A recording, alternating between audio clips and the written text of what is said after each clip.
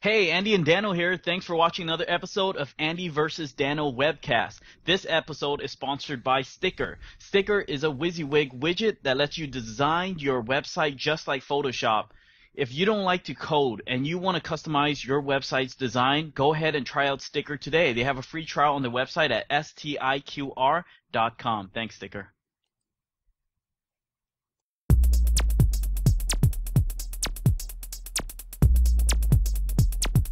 Hey yo, it's Tuesday, January 25th, 2011, and this is the Andy versus Dano show. We are two competitors that like to discuss how to activate positive change in our lives today. This week we're going to talk about 5 tips for kicking procrastination in the butt. 5 tips. For those new to the show, I'm Dano. To my right is the champion and my competitor, Andy. Hey Andy, how was your week?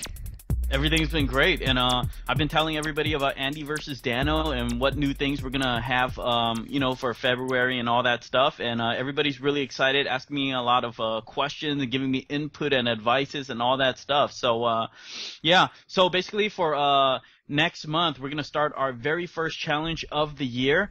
And the challenge that we're gonna do is basically off of the community poll off of our Facebook. And we put up 4 different type of challenges that we asked people, which one you think we should do. They eventually came up with, one of them with the majority vote. So, could you please, Dano, let us know what that challenge is? You want to claim a winner already? There's still a couple days left. There's still a couple days. I'm going to give people opportunity. Although, when this comes out, the day that this video comes out will be the last day to vote. I think we'll still let them vote. I know it's neck and neck, and the one that we like is kind of close. So it is really neck and neck. It's off by like 1 vote on each one and stuff like that. But let me just remind you guys what everybody is voting on. There's singing and playing an instrument on video. There's learning how to cook. There's doing yoga for 1 month. And what is the last one, Dano? eating vegetarian for a month. Okay. So treating us subconsciously, I forgot about that. Yeah. But you're the one that actually has done that, or more than a month you've eaten that vegetarian. Yeah, right? I think I've done it for like more than 6 months, but that was a long time ago. So yeah, it's completely different now. So yeah, I'm really excited about what we're gonna do with the website for next month, and you guys are gonna see the big changes. And our challenges are gonna be monthly. There's gonna be a new challenge every time. The challenges are things that we've always wanted to do in life, but we've always kind of just pushed it into the future. But now, no more procrastinating. We're actually gonna get the stuff done, and everybody can vote on what we're gonna do. So let's stop procrastinating ourselves and get going with the show. And so, when we're talking about procrastinating, we're talking about anything from just general procrastination to pursuing your dreams and your passions. So, anything from getting to the gym, writing that blog post or starting that book, learning that new language, or even fixing stuff around the house. So today we're going to talk about some tips that are 5 favorite tips for kind of short-circuiting procrastination and actually getting to it. And so the first tip we have is setting up your environment for success. What are your thoughts on that, Andy? I remember I read this one book, I think it was Get It Done. I forgot the author's name, but what he mentioned was, a lot of telemarketers at working at some type of office, they have their desk right there, and they have a lot of junk on their desk. And subconsciously, they kind of put that phone far away from their desk, probably sitting on the corner, probably inside the drawer, probably hiding under the desk or something like that, because subconsciously, what they have to do if they're a telemarketer or if they're doing sales and stuff like that is pick up the phone and start making phone calls. That's one of the biggest things. And but because it's painful, because they're afraid of people saying no and all that stuff, that they kind of just subconsciously put it away. So what they said is if you want to be more successful, you want to get things done and not procrastinate, then you have to set up your environment to succeed. And basically what the gentleman of the author of the book said was clear your entire desk and put the phone right in front of you. And that's the only thing there is right there, so there's nothing else for you to do. So you're kind of like getting rid of distractions, and you're setting up yourself to get something done. And yeah, this is just one example but there's a lot more out there where you can set up your environment to basically help you get what you need to get done. I mean, that's even kind of including the avoiding self-sabotage. Because hiding the phone in the other room is almost like a self-sabotage where, Hmm. it's painful. I mean, the other benefit of actually cleaning up your environment or setting your environment up for success is that it almost frees your mind. I know on the clean level, having a clean desk in front of you makes you more, not really motivated, but it makes you more energetic, and you actually seem to achieve more when you actually don't have that pile of pile of mail sitting there, pile of whatever that doesn't even impact your day. You just need to get rid of it, get through it, just move it away, and you can, focus Yeah, on what you need to get done. I remember when we were, doing our diet challenge and fitness challenge and all that. One of the biggest thing was like, if we're trying to lose weight, one of the biggest thing is our diet. So if we set ourselves up by having a lot of junk food and fattening food around the house, then we're kind of just setting ourselves up for failure. So, basically changing up the environment for success to stop failure is basically, just get rid of all the junk food or hide it somewhere or something like that, and just having healthy food laying around so that it doesn't give you incentive or something like that to go to the kitchen to eat unhealthy food. No, you're Yeah. absolutely right. I was thinking more on the desk level, but you're right. Environment could be anything. It could be having gas in your car, having air in your tires, having Mm-hmm. you know, a, a certain environment to meet clients, anything Yeah. like that. Yeah. Yeah. So yeah, I could just think of like a bunch of stuff off of my head, even like finances, right? The entire of environment would be the programs that you use to sort your finances to make sure everything is in order and all that stuff. So auto pay, all that stuff, that's all part of the environment to set you up for success. Because if you don't have auto pay, a lot of time people don't they forget to pay their bill, and then there's like overdraft fee and all that other stuff. But if you set up auto pay, then you kind of set up your environment to make sure that you don't fail, or if you make sure that, everything that goes into checking, at least like, half of it goes into savings or something like that. So you don't forget to put money into your savings account to save up. Yeah. So yeah. That definitely removes open loops out of your head. It lets you spend mental bandwidth, mental environment on more important things or tasks that don't require. Because I mean, automatic payments is kind of like it's always going to be the same. You're always making that same payment. You're just removing that out of your head. Yeah. So we want to move on to number two. The Yeah. number two tip. Go ahead. Any more? Unless you had, do you have one more comment on the environment? No, no, we can move on to second one. Your carbon footprint in the environment? Just kidding. Uh, don't worry about being perfect. Is our number two. You know, when you start thinking like you have your idea, your goal that you want to achieve, and you can imagine how you want it to be, and because you're afraid of, well, not really afraid, but because you want it to be perfect, you have a hard time getting started on it because you're kind of worried about, like, what if it's not perfect and you end up not doing it at all. So basically, stop being afraid. Just do it and get it started. Yeah, yeah. And yeah, off of the top of my head, I have like three examples already. And one of them is, how we like develop and design websites and stuff like that. A lot of time the clients want things to be perfect before it launches. But, from what I know is the snappier you are, the better it is. The faster you get something out into the market and start collecting feedback and then make the changes based on their feedback is the best way to go, because a lot of times the things that we actually put out into the market, if we're selling a service or product or something like that, sometimes, most of the time, it usually isn't what people want. So you want to get it out there and start getting feedback and build the momentum and stuff like that. The second one is basically that if we don't want to be perfect, it's wow. I completely forgot what the second one was. You're trying to be Um, perfect in your execution on it. Yeah. Oh yeah. The other one is right now I'm trying to write an ebook, right?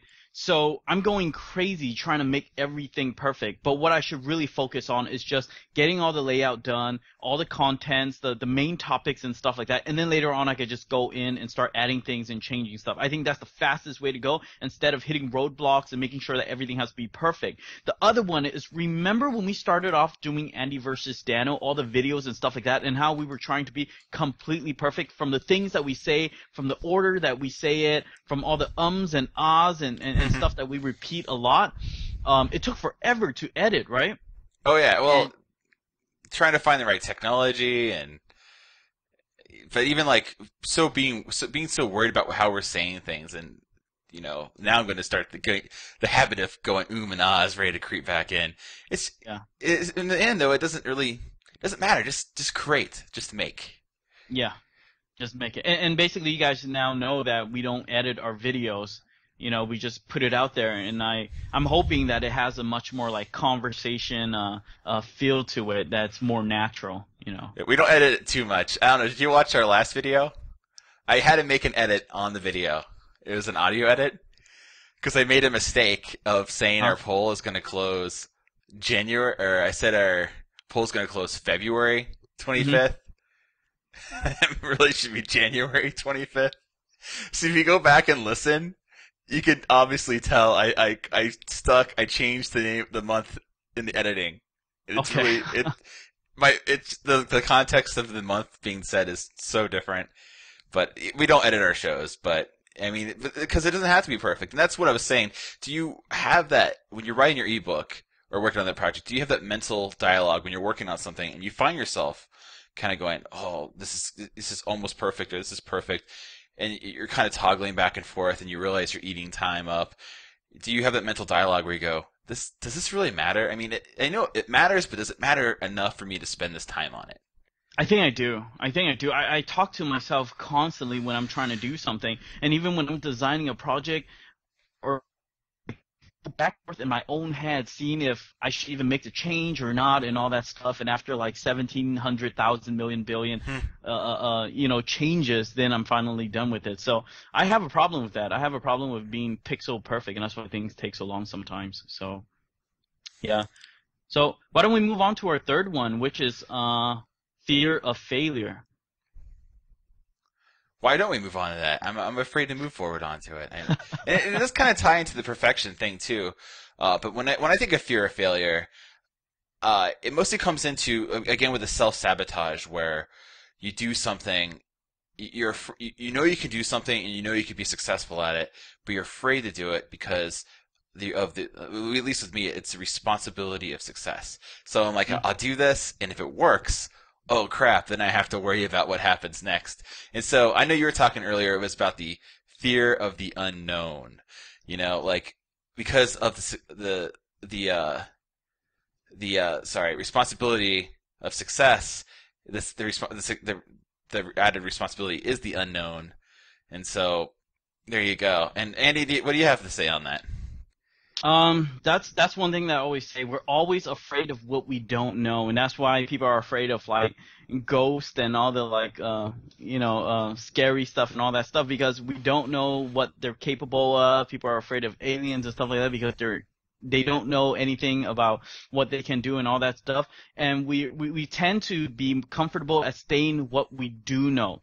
And when we're talking about fear of failure, and that is the reason why we procrastinate, let's take an example of someone trying to make a phone call to solicit a client or something like that, and they don't want to call because they're afraid that the other person on the phone is going to say no. So they kind of just take a very long time before they make the phone call. And yeah, but a lot of times once they do call, most people realize that that fear isn't as crazy as they think it is because by the time they actually make the phone call, they already have some type of certainty about how the person sound like, what's their attitude, if they're most likely going to say yes or no.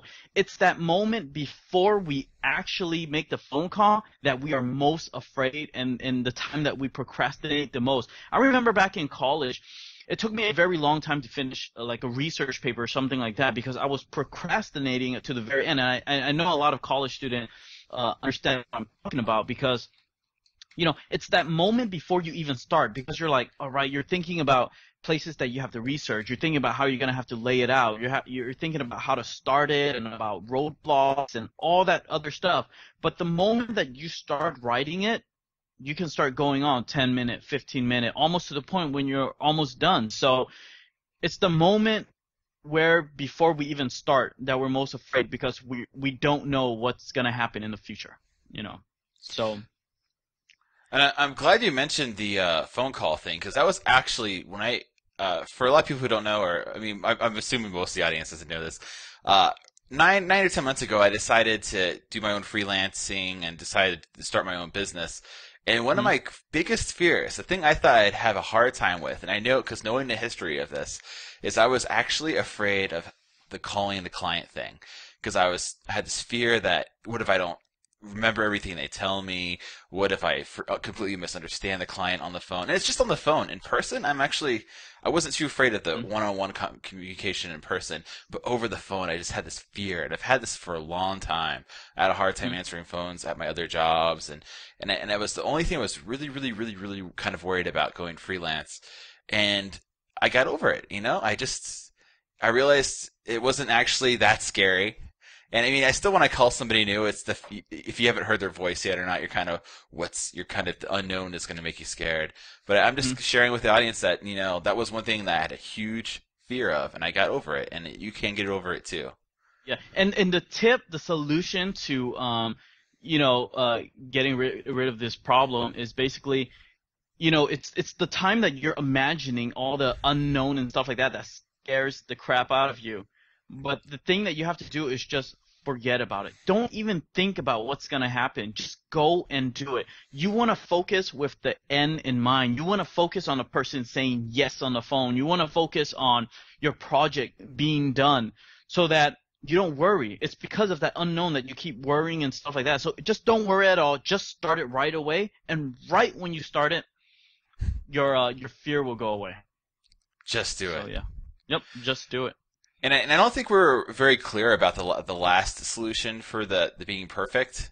The Mm, tip the tip there from I think is more of the you know realizing that it's not going to be perfect, and so you should mhm. just do it and move forward because you'll get there. You just got to start, and so don't worry about perfection. Yeah, and one thing you can do is set a deadline. If you set a deadline, then no matter how many revisions you do, no matter how much you don't like it, once the deadline comes by, you have to deliver. So that's one way of basically getting rid of this perfectionism problem that you have that causes procrastination. So yeah. So number four on our list, and this is one I've personally been using Mhm. recently, is that just giving yourself 15 minutes to pursue what you want to do. And I've been doing this one more recently with music where I find myself kind of vegging out in front of the TV or doing something that really isn't that important. I go, you know what? I should just take this 15 minutes and actually go do that one thing I really want to do.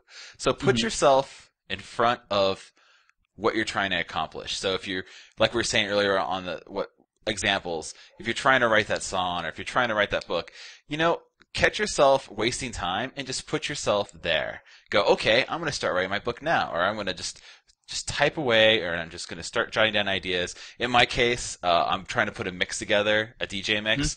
I start listening to tracks and I've been taking notes. And before you know it, your 15 minutes, expands into like an hour or two. But if I didn't motivate myself to give myself Mhm. 15 minutes, I would have found myself there. Yeah, I think it could even work for like 5 minutes for me if I'm thinking about a big project I have to start and stuff like that, and it's gonna take like a couple of weeks to finish. If I just tell myself, hey, you know what? I don't have to finish the whole thing today. I'm just gonna do 5 minutes. Then once you do that 5 minute, you kind of forget about all the unknowns and forget about how long it's gonna take and stuff like that. Once you start on the 5 minute, you're certain of something. You're like, all right, let's get the momentum going, and then 5 minute turns into 15, 15 turns into an hour and stuff like that. It's starting it that's the hardest, you know. So And time definitely does add up. Even if you really do give yourself just 15 minutes on something, before you know mm, it, you've accomplished quite a bit in that 15 minutes. yeah, It's just yeah. like what they say about audiobooks, where you could get like 6 years of college in 1 year or something just by listening to audiobooks on back and forth to work. It's kind of the same idea. Hmm. Yeah. Um. Yeah. Let's move on to the one I think is the most important one of all. I don't know about you, but I think this one is most important, and it's don't take time for granted. And basically, when I say don't take time for granted, is I feel like a lot of people do procrastinate because, they enjoy pain. I mean, they they enjoy pleasure and they don't like pain. So they want to procrastinate as long as possible to not feel that pain, to not do that research report, to not do that, project and stuff like that. And one way, and the reason why they do it is because they have time. If they had a year, they would do it like 1 minute before the year ends, right? If they had 10 years, they'd do it, 1 minute before 10 years. And because, we live so long and stuff like that, we feel like we have all the time in the world to do all types of stuff that we want to do. But even stuff, very important stuff like spending more time with family, spending more time with friends, doing stuff that you're really passionate about and all that stuff. A lot of people always put these stuff all the way to the end because they think, hey, life is long and we have a lot of time to do all these stuff. But when things happen, when let's just say if somebody ended up in a hospital or some people passed away or something like that, then people start to realize, man, I always thought I had a lot of time, but I didn't realize that things would just disappear so quick and things would happen so unexpected. So, realizing that life is short and that there's only a limited amount of time kind of forces you to, not take time for granted and to start doing the things that are most important to you. And one quote that I wanted to bring up that I always listen to because it always reminds me that life is short and to not take time for granted. I found this quote actually in the book, 4 Hour Work Week, and it's all the way in the back, and I'll just read it to you guys right now.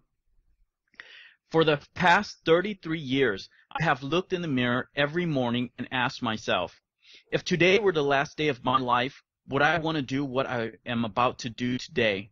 And whenever the answer has been no for too many days in a row, I know I need to change something. Almost everything. All external expectations, all pride, all fear of embarrassment or failure, these things just fall away in the face of death, leaving only what is truly important. Remembering that you are going to die is the best way I know to avoid the trap of thinking you have something to lose. And this is by Steve Jobs during his Stanford University commencement in 2005.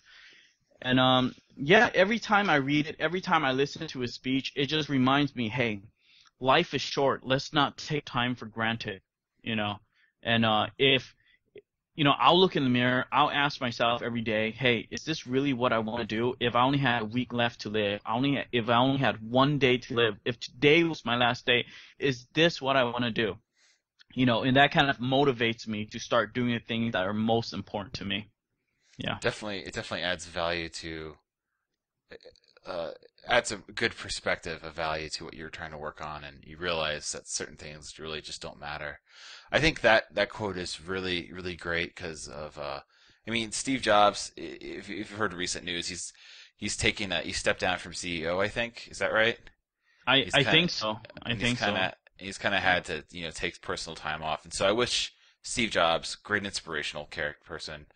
I hope everything's good for him, and that's why the quote is so great from him, because he is someone who really does understand the shortness of time, Hmm.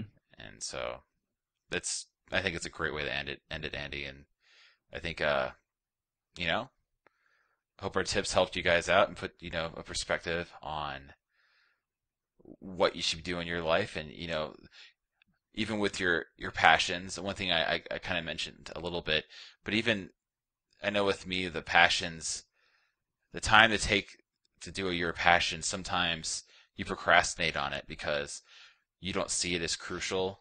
But pursuing the passion, even if it's 15 minutes, or even if you don't worry about being perfect, even if you are afraid that it's not going to work out, or Hmm.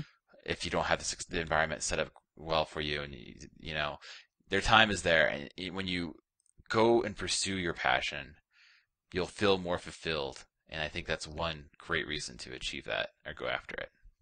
Yeah, that's a good way to end it.